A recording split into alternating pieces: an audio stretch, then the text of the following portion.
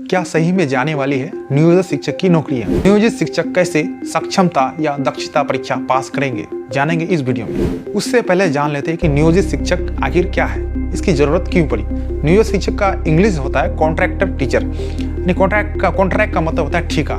जैसे मान लीजिए कोई ठेका करता है, ठेकेदार, तो उस काम को ठेका कर लेता है कि इतने रुपये में हम इस काम को इतना दिनों में कर लेंगे, उसी को हम क्या बोलते हैं, कॉन्ट्रैक्ट बोलते हैं। तो इसी प्रकार जो है बिहार सरकार ने 2006 में सबसे पहले नियोजित शिक्षक लाया और 2006 में इसकी बहाली होना शुरू हुआ।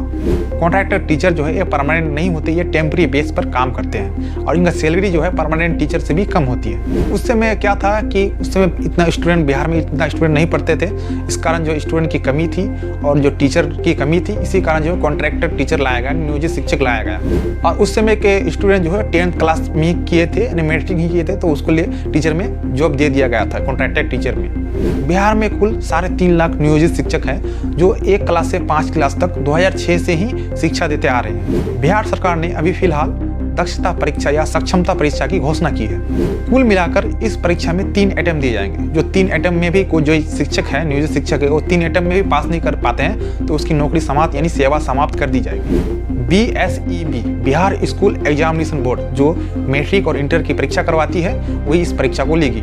सिलेबस क्या है इसकी जानकारी फिलहाल नहीं है, लेकिन ये 10th लेवल का शायद हो सकता है। इस एग्जाम की ओवरव्यू की बात करें तो ये मोटा मोटी 10th लेवल का हो सकता है और इसमें जाकर आपको क्वालिफाई करना होगा। इसमें कटअप नहीं होगा। जैसे मान लीजिए गवर्नमेंट जॉब में जो कटअप होता है 70%, 80%, इसमें ऐसा नहीं होगा। इसमें क्वालिफाई करना पड़ेगा, यानी तो क्वालिफाई कितना में होता है 30% में, यानी 30% में। इसमें शायद कैटेगरी वाइज जो छूट होती है वो शायद ना मिले, क्योंकि इसमें 30% नंबर ही आपको लाना होगा, यानी क्वालिफाई करना जरूरी है। जैसे मान लीजिए जनरल है, कोई OBC SC ST है, तो इसमें कोई छूट नहीं मिल सकती है। शायद हमको लगता है इसमें जो है आपको 30% ही लाना पड़ता है। इसमें यार कटअप भी नहीं मिलता है, 70-80% कटअप भी नहीं लाना पड़ता है कि ये कंप्यूटर एग्जाम तो नहीं। आप जो सीट में पहले से ही हैं, जॉब अभी पहले से ही कर रहे हैं, तो आपको सिर्फ आपको साबित करना है कि आप जो है बच्चों को 1 से 5 क्लास के बच्चों को पढ़ा रहे हैं, तो आप पढ़ाने में सक्षम है कि नहीं। उस तरह से आपको एग्जाम लिया जाएगा और उस तरह से आपको इसमें अगर पास होते हैं तब जगह आपका जो है जॉब है कायम रहेगी, वो परमानेंट हो जाएगी। आप चाहें तो आप मेरे YouTube चैनल को सब्सक्राइब कर सकते हैं। फ्यूचर में कोई भी इंफॉर्मेशन आता है, अभी जो फिलहाल का एग्जाम है फरवरी में ही होने वाला है,